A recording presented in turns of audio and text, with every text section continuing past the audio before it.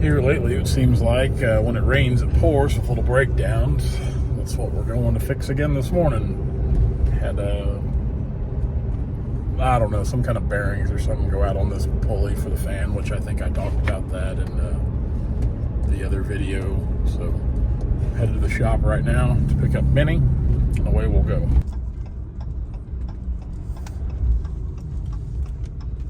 That looks good with logs lined up out there.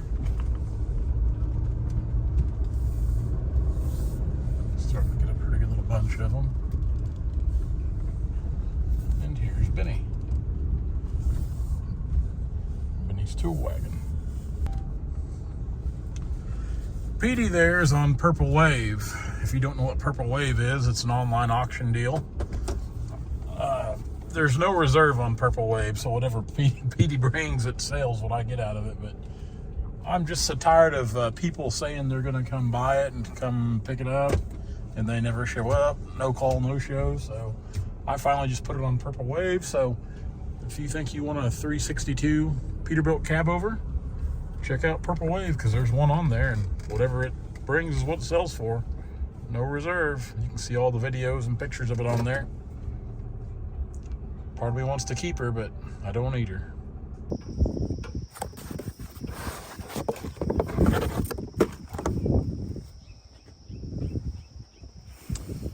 Today's problem.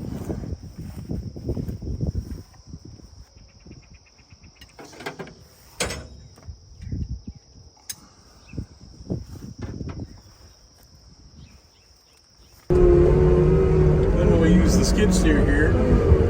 Just pick the hood up off there to replace that fan shaft pulley bearing thing.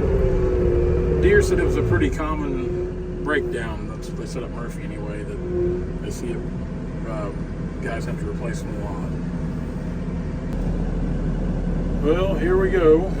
He's getting her hooked up there. This should, in theory, come off pretty easy. In theory. Almost there, taking the only bolt holding it out. We'll see if we can pick up on it and set it off to the side.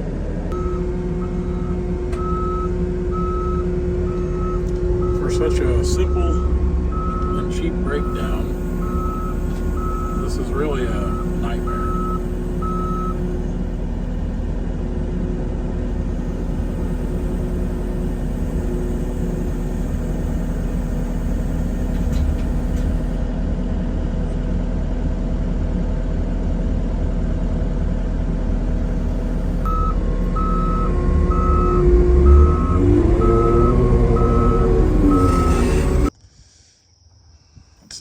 I don't like seeing that at all. No.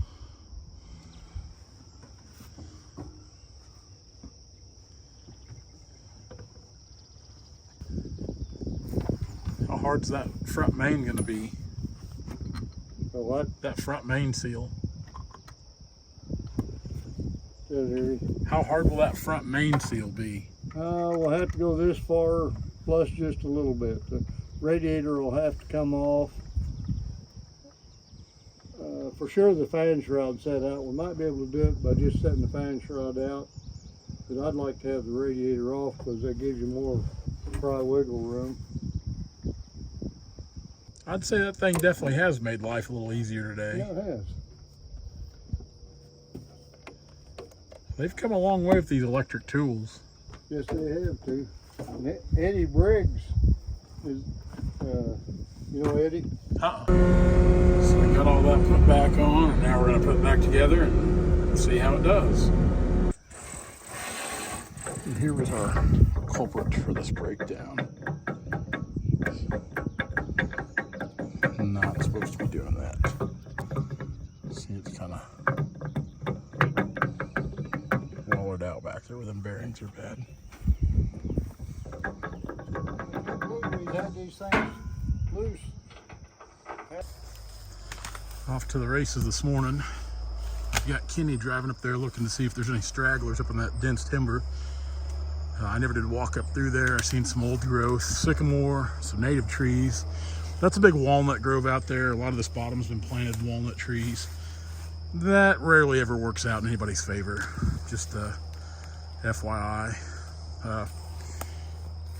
So next on my list is this guy right here. These are always fun to cut.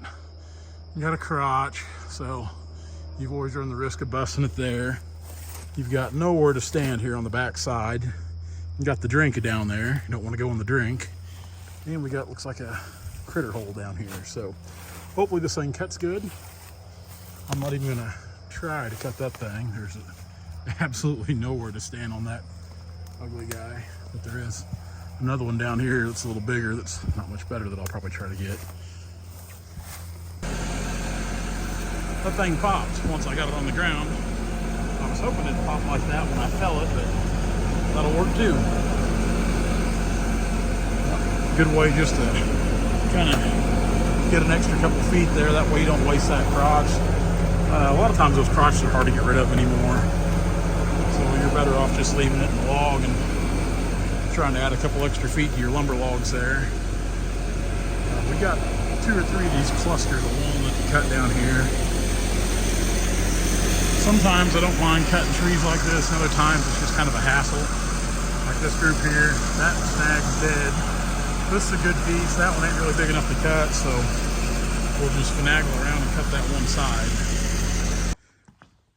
I just unhooked the stump X here, and this is the first time I've really used the stump X. That's not leaking from this, by the way. That was already there. So don't think my fittings are leaking, because they're not. This is really the first time I'd used my stump X since they got the deer straightened out, because the first time I'd used that stump X was late last summer when that deer was running terrible. It had low compression on the cylinder, so I wasn't getting the full hydraulic power like I needed, which we were impressed with it then. But more so this morning, I used it out here on a couple stumps, just trying to clean things up. And I hadn't used it in a while, wanted to play with it as well. We'll check out this stump up here first off. This was an old locust stump. If you guys know about locust, you know it's a pretty hard wood, but it made pretty quick work of this. Of course, even got into the rock there a little bit, which I'm gonna try to avoid those, but you can see kind of how fine the material is here. We went subsurface on it. We got a little bit of a root here of something else, but it's not a big deal. But it chews things up pretty good. I did another stump back here as well, which, like I said, this was done before I took possession of this place. So we got the main stump out. It looks really good. Main thing is I can kind of get my bucket now, clean up some of these rocks, and I can mow this, because as you can see last night I just kind of mowed around it. So that stump's gone. And then if we want to bring the drive on through, which we've talked about as well, I hate to have to go through the power lines here, but it is an option to, if we want to do something with the driveway, gravel this, we can go right over that now because that stump's gone. There's another one on back here. We'll take a look at it too. This one here was a little more tricky. Looks like we might have got into a beer bottle there a little bit, but it was right here next to this concrete. It was 3 small trees. Well, we got into something there. Them flies really working that hard. Smell something. If we got into some old bottles or what. But again, just kind of tinkering around. These little things that are 7-8 inches in diameter, kind of like this here, when there's a cluster of them, those are a little harder to grind, because just like this, I got 2 of them. I shredded this one up pretty good, but I can probably take my bucket and clean that up, clean this concrete pad up a little bit here. Of course, we got a door. Thing that worries me, even though I know we don't have any power going back to these boxes, they still worry me. One of the next orders of business is to get a lot of that stuff removed, because there's far too much electrical stuff here than I'll ever need. So this was a shop door at one time. They covered it up, which I don't know that we'll reclaim these shop doors on this side. I know on the north side of the building I'd like to reclaim those, but I don't think I need them personally to pull straight through, because I can do everything we need to do with what we have.